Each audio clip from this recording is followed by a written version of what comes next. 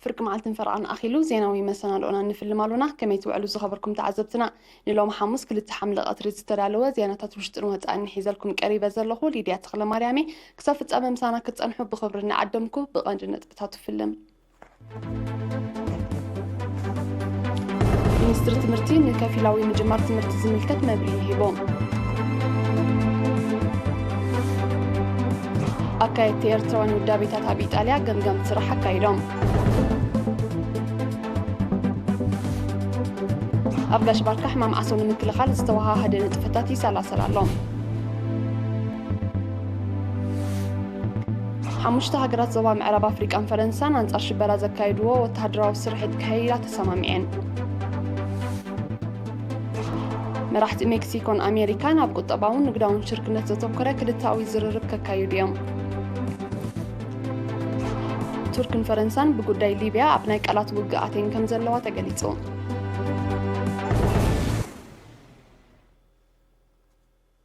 ሚኒስትሪ ትምህርቲ ብዛዕባ ከፊላዊ ምጅማር ትምህርቲ ብላዕለዋይ ሓይሊ ዕማም ምክልኻል ለበዳ ኮሮና ቫይረስ ንዝወፀ መምርሒ ዝምልከት መብርሂ ሂቡ ኣርሴማ ኣስመሮም ንዘዳለወቶ ዜናዊ ጸብጻብ ዳንኤል ገብሩ ካርቦ እዩ ዋና ዳይሬክተር ክፍሊ ሓፈሻዊ ትምህርቲ አቶ ሙሳ ሕሰን ናይብ ምስ ድምፂ ሓፋሽ ኤርትራ ዝገበሮ ቃለ መሕትት ለበዳ ኮሮና ቫይረስ ዘየዛንን ልዑል ጥንቃቐ ዝሓትትን እኳ እንተኾነ ንዝወሃብ መምርሒታት ብዝግባእ እናተግበርካ ብጥንቁቕን ውሕሉሉን ኣካይዳ ተቋሪፁ ዝጸንሐ መስርሕ ምምሃርን ምስትምሃርን ዳግም ምጅማር ቁኑዕ ስትራቴጂ ስለ ዝኾነ ተምሃሮ 11 ክፍሊ እንተላይ ተምሃሮ ኣብያተ ትምህርቲ ቴክኒክ ሶኒ 6 ሓምለ ዝተረፉ ኩሎም ተምሃሮ ድማ መወዳእታ ነሓሰ ትምህርቶም ከም ዝጅምሩ ገሊጹ ትምህርቲ ከጅምር ካብ ተወሰነ ዘስግእ ኩነታት የለን ኢልካ ስክታተው ዝቀሉ ግዜ ይኮናል ይኹን ዳምበር ፈሪሕና ርዒድና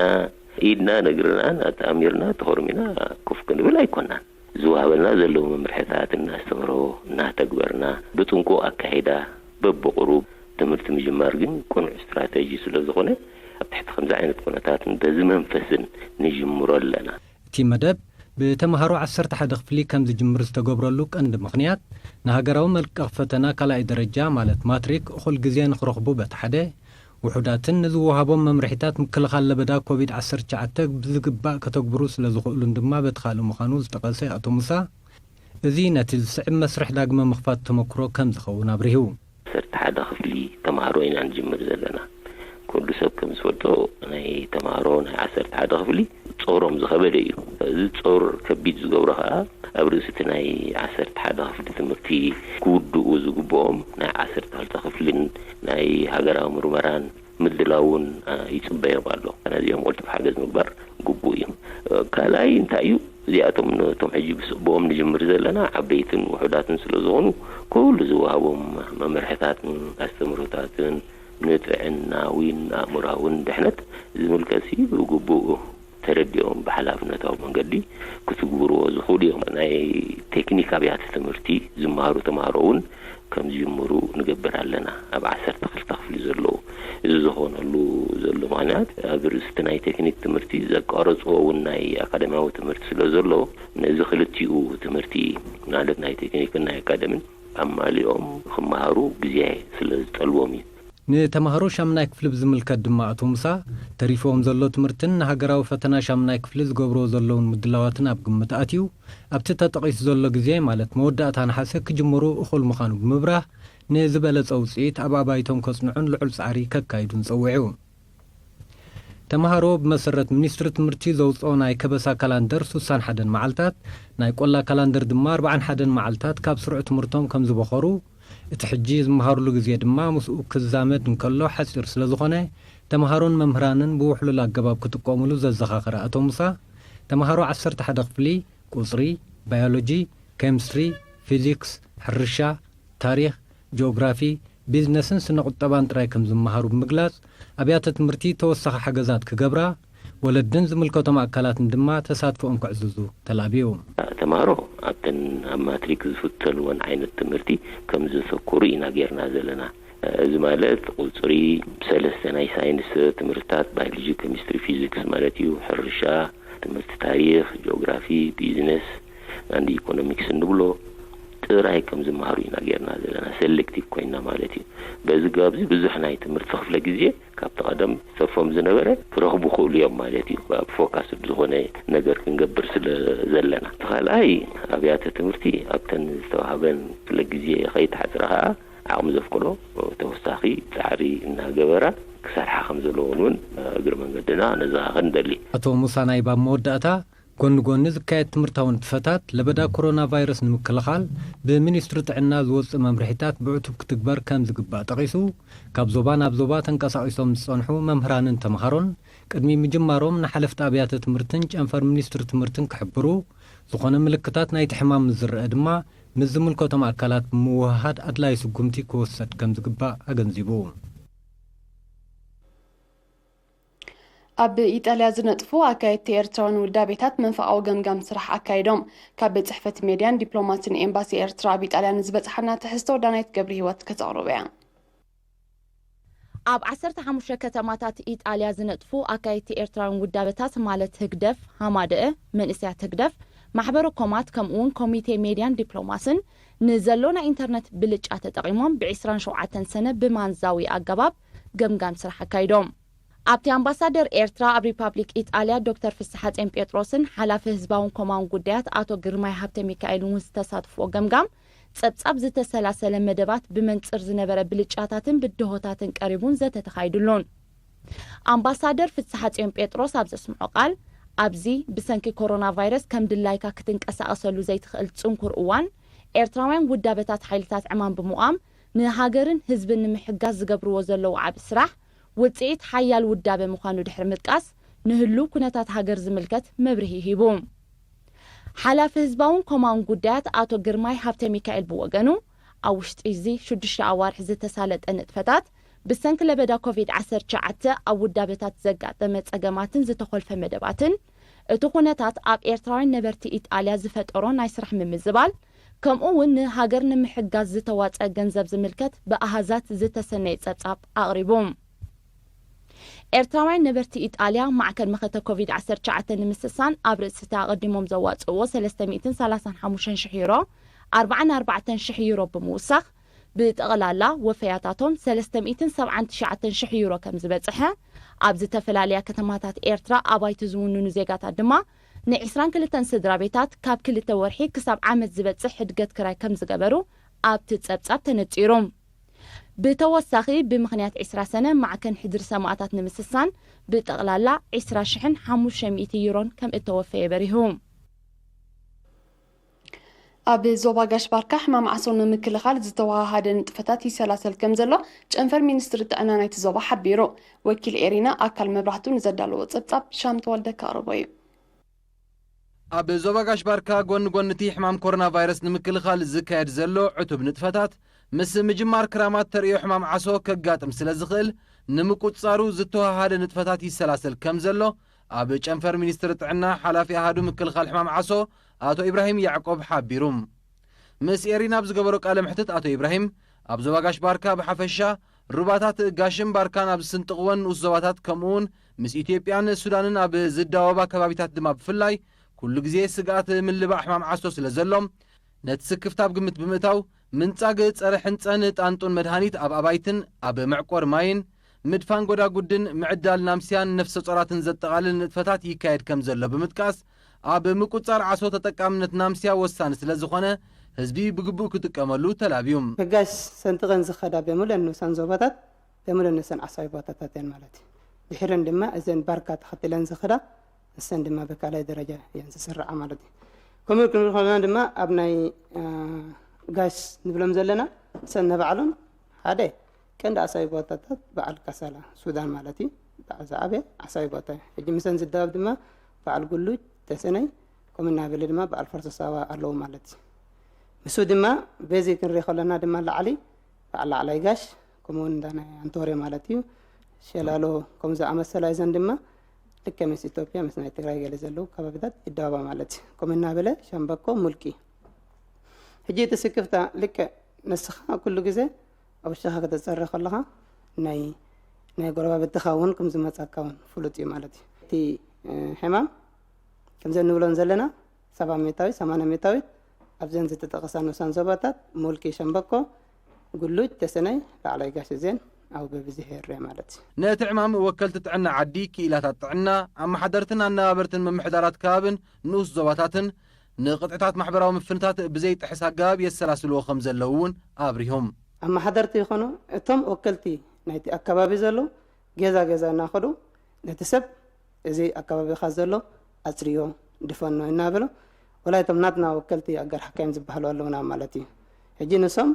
دما كم وكلتنا خوينم أبتي فيلج ليفل تسرح السلاسلو مالتي هجي زي حنتي تاشمو زيكبر مالتي تا حنتي دما زي أب كدفن زي كيل بوتاتا تلالي دما فوسي تقبر له مالتي أبتمايات وجس الارفسايدين نبلو مالتي بيتي إنجليزي واتساوا ترى هنسا مدحاني زبح نتسق مالتي جزا منسق مسودون جماميرنا لنا مالتي مسود ما كسغازات آتو إبراهيم أسعيبوم أب كتمات السنة يزركب ممرمر مأكل أب زواجاش باركا أب زرقات أنتو زدل مرمرن مزنعة بمقبار أبار معنة الزكاة نفتات مكوت صار حمام عسو لعلا بركتو خمزلوه أرديوم حالا في أهدو مكل خال حمام عسو أب زواجاش باركا أتو إبراهيم يعقوب أب موداتا بفلا يا موقاد مفريت أنتو زوخونا معكور ماين قبوتتك أمنت نامسيان حبرة سب نقحاتو خعبي تسويعم ኣብ ዞባ ማእከል ኣባይቲ ዝውንኑ ዜጋታት ሕድገት ክፍሊት ክራይ ገዛን ትካልን ገይሮም ንዝተዋሃደ ዜናዊ ፀብፃብ ኣርሴማ ኣስመሮም በዚ መሰረት ኣብ ምምሕዳር ንኡስ ዞባ 4 ኣስመራ ኣብ ውሽጥን ወፃን ዝነብሩ ስድራ መምህር ተድላ ስብሃቱን 3 ተኻረይቲ ናይ 2 ወርሒ ስድራ ነፍሲሄር ዘውዲ ቢተው ን11 ተኻረይቲ ናይ 1 ወርሒ ስድራ ነፍሲሄር ብርሃነ ወልደ ሰማያት ን4 ተኻረይቲ ናይ 2 ወርሒ ተቐማጢት ኣሜሪካ ወይዘሮ ርብቃ ሃይለን 1 ተኻራይ ናይ 4 ወርሒ ኣቶ ሃይለ ጸጋይ ምስ በዓልቲ ቤቱ ወይዘሮ ሂማን ገብሩ ን13 ተኻረይቲ ናይ 2 ወርሒ ስድራ ኣቶ ተስፋ ማርያም ዕቑባዝጊ ን5 ተኻረይቲ ናይ 4 ወርሒ ወይዘሮ ማኣዛ ገብረ መስቀል ኣብ ማይ ተመናይ ን1 ተኻራይ ናይ 2 ወርሒ ስድራ ነፍሲሄር ተስፋ ዝግተወልደን 9 ተኻረይቲ ናይ 3 ወርሒ ኣብ ማይ ጮሆት ትካል ንዝተኻረየ ድማ ናይ 1 ወርሒ ኣቶ ተስፋ ገርግሽ በዓታይ ድማ ን14 ተኻረይቲ ናይ 3 ወርሒ ሕድገት ክፍሊት ክራይ ገይሮም ኣብ ምምሕዳር ንኡስ ዞባ ዕዳጋ ሓሙስ ድማ ስማ ክጥቀስ ዘይደለየ ተቐማጢ ዓዲ እንግሊዝ ኣብ ሰንበል ን2 ተኻረይቲ ናይ 2 ወርሒ ሻምበል ባሻ ፍቱ ሃይለ ኣብ ዓዲ ጓዕዳድ ን3 ተኻረይትን 1 ትካልን ናይ 2 ወርሒ ስድራ ነፍሲሄር ባሻይ ተወልደ ብርሃን ኣስፋሃ ን2 ተኻረይትን 1 ትካልን ናይ 1 ወርሒ ስድራ ስውእ ኮሎኔል ሓድጉ ሃብታብ ኣብ ዕዳጋ ሓሙስ ን1 ተኻራይ ናይ 3 ወርሒ ኣብ ሽማ ንጉስ ላዕላይ ድማ ን1 ተኻራይ ኮሮና ካብ ሃገርና ክሳብ ዝጠፍእ ኣቶ ኣብርሃ ኣዘዘ ኣብ ኳዓቲት ን1 ተኻራይ ናይ 2 ወርሒ ስድራ ነፍሲሄር ብላታ ኣብርሃ መብራቱ ን5 ተኻረይቲ ናይ 1 ወርሒ ተቐማጢት ዓዲ ጥልያን ወይዘሮ ትርሓስ ተኽልን 1 ተኻራይ ናይ 3 ወርሒ ወይዘሮ የሻረጋ ርኣያ ን2 ትካል ናይ 2 ወርሒ ወይዘሮ ኤልሳ ብርሃነ ምስ ሓዋ ሜጀር ኣርፋይነ ብርሃነ ድማ ን1 ተኻራይ ናይ 2 ወርሒ ክፍሊት ክራይ ሰሪዞምሎም ብተመሳሳሊ ኣብ ምምሕዳር ንኡስ ዞባ ገጀረት ተቐማጢ ኣሜሪካ ኣቶ ተስፋይ ትኩ ኣብ ጎዳይፍን ገጀረትን ን4 ተኻረይቲ ናይ 2 ወርሒ ስማ ክጥቀስ ዘይደለየ ተቐማጢት ኣሜሪካ ን1 ተኻራይ ናይ 2 ወርሒ ተቐማጢ ስዊዘርላንድ ኣቶ ተስፋይ ሃይለን ን2 ተኻረይቲ ናይ 3 ወርሒ ስድራ ነፍሲሄር ኮሎኔል ኪዳነ በርሀ ን4 መንበርን 3 ትካልን ብጠቕላላ ን7 ተኻረይቲ ናይ 3 ወርሒ ክራይ ሓዲጎምሎም ኣብ ምምሕዳር ንኡስ ዞባ ማይ ተመናይ ድማ በረንበራስ ተስፋ ጽዮን ዮሃንስ ን2 ተኻረይቲ ን2 ወርሒ ኣቶ ተኽለ ተስፋ ዝጊ ኣብ እምባ ደርሆ ን3 ተኻረይቲ ን3 ወርሒ ኣቶ ዘሚካኤል ተስፋ ገርግሽ ኣብ እምባ ደርሆ ን4 ተኻረይቲ ን2 ወርሒ ተቐማጢት ሆላንድ ወይዘሮ ማክዳ ሃይለ ከዓ ን1 ተኻራይ ን3 ወርሒ ካብ ክፍሊት ክራይ ነጻ ገይሮሞም ኣብ ንኡስ ዞባ በሪኽ ምምሕዳር ከባቢ ቁሸት ድማ ኣቶ ካሕሳይ ሰመረ ን21 ተኻረይቲ ኣቶ ኪዳና ኣስመሮም ን11 ተኻረይቲ ኣቶ ዘርአብሩኽ ተስፋ ሚካኤል ን5 ተኻረይቲ ነናይ 1 ወርሒ ነባሪት ኣሜሪካ ወይዘሮ ኤድን ብርሃነ ን2 ተኻረይቲ ነበርቲ ጀርመን ኣቶ እስጢፋኖስ መሓሪ ምስ በዓልቲ ቤቱ ን2 ተኻረይቲ ኣቶ ጎይቶኦም ጸጋይ ን2 ተኻረይቲ ወይዘሮ ጽገ ተስፋጽዮን ን2 ተኻረይቲ ተቐማጢ ኡጋንዳ ኣቶ ኤቨን ኤልያስ ን5 ተኻረይቲ ኣቶ ተወልደ ገብሪ ህይወት ን3 ተኻረይቲ ነናይ 2 ወርሒ ከምኡውን ተቐማጢት ኣሜሪካ ወይዘሮ ፋኑስ ሰንጋል ን1 ተኻራይ ናይ 3 ወርሒ ክፍሊት ክራይ ሓዲጎምሎም ክብራት ተዓዘብትና ድሕሪ ዝሓፀረ መሰጋገሪት ኣህጉራዊ ዜናታት ሒዘ ክምለሰኩም እየ ምግታልኩም ክትቅፅሉ ደጊመ ብኽብሪ ዕድም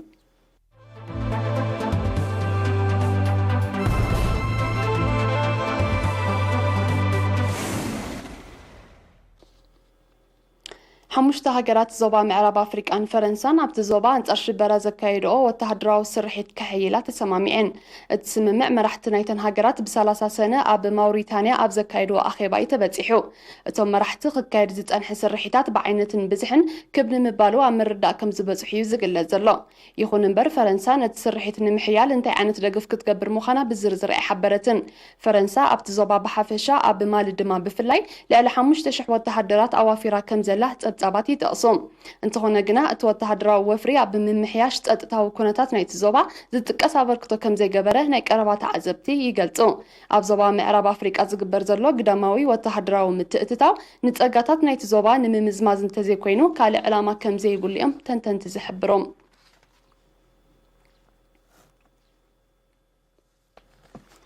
بريزيدنت مكسيكو أندريس مانويل لوبيز زمت شمونت حملة أبا أمريكا ناي سلسة معلتات ناي سرح مبتح بمفتام مس بريزيدنت دونالد ترامب تراخيبو بغندو أبقل طباون نقداون شركة نسدة توكرة كلتاوي زرر كايد مخانو تحبيرهم مينستر قدات وزا مكسيكو بحد حملة أبزوزو مقلتي كلتيوم مرحتي أبركبهم بغندو أبتا مونغو مكسيكو أمريكان كندا نزتختمة زتحدثة نقداو سممع كم زتوكر بمتكاس مكسيكو مس أمريكا زرلوا نقداو زمدنا نمعزاز نزلوا دلونت كنتصر تثبيت كم زقبر أرديوم منغست مكسيكو نت زتحدث نقداو سممع زتأقص زررب أمونغو مرحت سلسيين هاجرات نمكيارون نقدماي مينستر كندا جاستين ترودو عدما قريبولو كم زلو مينستر قديات وطاي مكسيكو أفليتهم انت هنا جن زاجيت بوغن منغست كندا زتوها بملاش كم زي اللي يحبر منغست أمريكا اتسلسيين هاجرات زسرحالو زنبرا بنافتا زفلت نقداو سممع نهاجرو زربح كم زي كونن بحدش سممع كتكا عند حرز أقربو طلب سلسيين هاجرات أب نقداوي متفنان تتأميرا متنحني فلات منغست أمريكا اتحدش سممع أب نفس وكف حمشت عامتات داقماي كحدث كاب أمريكا زقبرو اتاو حرشاو فريات دما كعبيا زقربو طلب بمكسيكون كندا تقبال نسل زي رغبة من محدار بريزيدنت ترامب قبل علتان هاجرات اقردات كم زت انعيو اتنكيو نيروم بزي كازي منغست أمريكا مس مكسيكو بزراخبو دوبات زرلو واحد زي حقوان سدتينياتاتن عط أفارسن نموطاي نتو دوبات بمندق كحاطرو دحر زوطو ودن نعو نمهنات زدلي فينانساو مولا مكسيكو كتشفنو كم زلوا بمقلاتو زمدنا كلتين هاجرات بقالوتا كم تتلوا يحبر بزدما أب تحساس كل تشحن 18 أب سلطان زمت بريزيدنت مانويل لوبيز نايفلا ما كب هاجرو وتا إذا كايدو عدت بأمريكا مجمارو أب ممحياش نقداون قطباون زمدنا كلتين هاجرات لعلا قداسنت كم زهلوا مستخبابي قربت زلوم تنتنتي يحبروم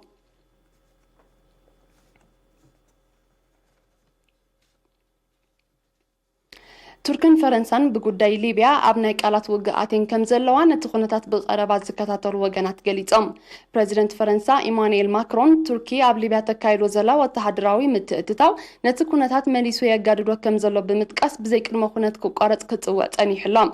تركي نسراويت منغست ليبيا بمعطاء وتحدراو قلولاو ليبيا سلاماو فتح كيركب قالوتاو تلعت تصاوت كم زلايو بريزيدنت ماكرون زواقس منغست ترك بوغانو فرنسان عطقات تقامت ليبيا غزيفو تحدراو دقف بمقبار قلولاو تهاجر بسلام نمعراف نزكايد زلو دبلوماسياو تعرض عنقفو كم زلا قليصلام فرنسا قلولاو ليبيا بكلتشحن 11 نابز جمر الأوان متأتتاو كاب زقبرا قداموت أبال هاجرات كينان سمين أتلانتيك نيتو مخانة تبتابات يحبروم اتهاجر عبل ليبيا نزتصدقه نيا صوار اجران مخرار تباهيلو اما اكلاي بحراب زكايد زلو وتحدراو تلخو كاب زنطفا زلوا ابال هاجرات نيتو مخناون يتقاس حيالان هاجرات نجيوبوليتيكاوي ربحاتاتن كبلا ابتا سيمينا افريقاويت هاجر زكايدو زلوا وتحدراوي متأتتاو نتخونتات مليسوي حلالو كم زلو هناي قربات عزبتي يقلصم نتقلولا بسلام نمعراف كايد زتصنح دبلوماسياو تعرتات زاغيت زتقاس وصيت ايترخبون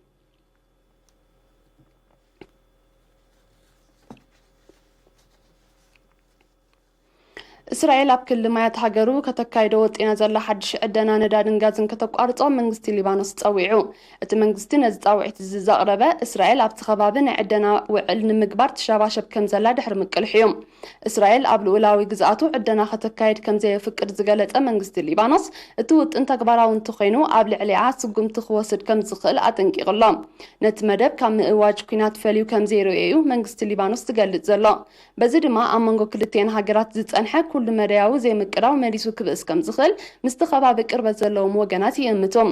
እስራኤልን ሊባኖስን ልዕሊ 860 ኪሎ ሜትር ዝንውሓቱ ዘከራኽርን ማያዊ ኣካል ከም ዘሎ ዝጠቕሱ ጸብጻባት እቲ ቦታ ብጸጋታት ነዳድን ባህርያዊ ጋዝን ሃብታም ምዃኑ የረድኦም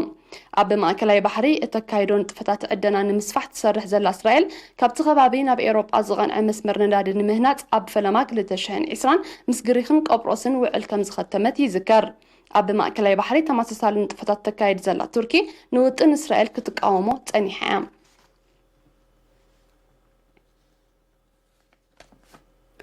ب30 سنة أب إيران بزقات حدقا نوتكي بوحدو 19 سبات كم زموتو معكنا زينا تحقر أقاليحين بزي أب كتمات أحرانا بزركب ما أكل تعنات استخست حدقا شدوش سبات كم زوصلون نواتاو كسارا كم زسعبن اتحابريتا بتوساخي أرديو تنكت حدقا لحك غاز مخانو سمزي إيران قليت أمالو زحلف السمون أب تقاوة تحدراو مدبر إيران حيال منبارو استقلت نوتكي كم زقات يذكر انتخونا قنا بتحدقا أب هيوات سبزور كسارا أي نبرن